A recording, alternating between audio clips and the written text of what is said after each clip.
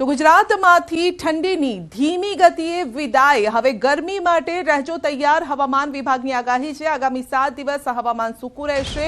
ઉત્તર પશ્ચિમથી ઉત્તર તરફના પવનોની અસર હાલ બેવડી ઋતુનો અનુભવ થઈ રહ્યો છે, કારણ કે વહેલી સવારે ક્યાંક હલકી ઠંડીનો અનુભવ થઈ રહ્યો છે, થોડા ઠંડા પવનો, જ્યારે કે બપોર પડતા જ 10-11 વાગતા જ ગરમીનો અનુભવ થઈ રહ્યો છે।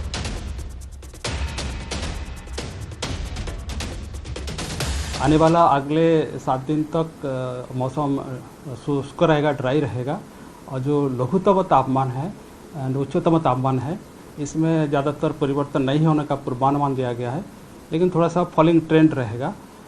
और जो आपका पवन का दिशा है उत्तर पश्चिम से उत्तर है, और जो अहमदाबाद में लघुतम तापमान रिकॉर्ड हुआ है वो है 21 डिग्री सेंटीग्रेड, एंड जो गुजरात रीजन में लघुतम सबसे कम तापमान रिकॉर्ड हुआ है वो दीव में है 16.8 डिग्री सेंटीग्रेड, और जो उच्चतम तापमान रिकॉर्ड हुआ है गुजरात रीजन में सबसे ज़्यादा राजकोट में है 35.4 डिग्री सेंटीग्रेड।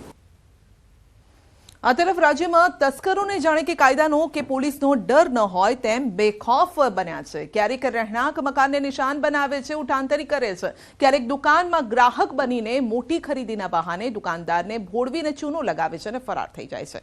સુરેન્દ્રનગરમાં પણ 3થી વધુ મકાનમાં તસ્કરો સોનાના દાગીના સહિતની ચોરી કરીને ફરાર થઈ ગયા। બીજી તરફ દ્વારકાના ખંભાળિયામાં પણ તસ્કરોએ સોના ચાંદીના દાગીના ચોરીને અંજામ આપ્યો છે। પરિવાર પ્રસંગમાં હતો અને પાછળથી ચોરોએ તરાપ મારી અને ફરાર થયા છે। આ તરફ ભાવનગરમાં પણ ઇલેક્ટ્રિક દુકાનમાં ગ્રાહક રૂપે આવેલ મહિલાઓ 21,500થી વધુની કિંમતના વાયરની ચોરી કરીને ફરાર થઈ છે। તો હવે સવાલ એ ઊભો થાય છે કે તસ્કરો સીસીટીવીમાં કેદ થાય છે, સીસીટીવીના આધારે ઝડપાઈ પણ જાય છે, તેની સામે કાર્યવાહી કરાય છે, અને છતાં તસ્કરોને ડર નથી। આવા અનેક સવાલો ઉઠી રહ્યા છે।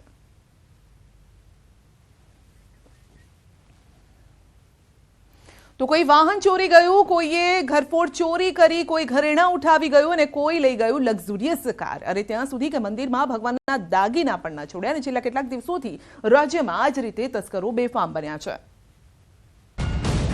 પાર્લરમાં ગમે ત્યાં પર્સ મૂકતી મહિલાઓ હવે સાવધાન થઈ જજો, કારણ કે બિલીમોરાના એક બ્યુટી પાર્લરમાં ચોરીનો ચોંકાવનારો કિસ્સો બન્યો। સોનાના દાગીના અને 97,000 રોકડ ભરેલ પર્સની ચોરી થતા ખળભળાટ મચી ગયો।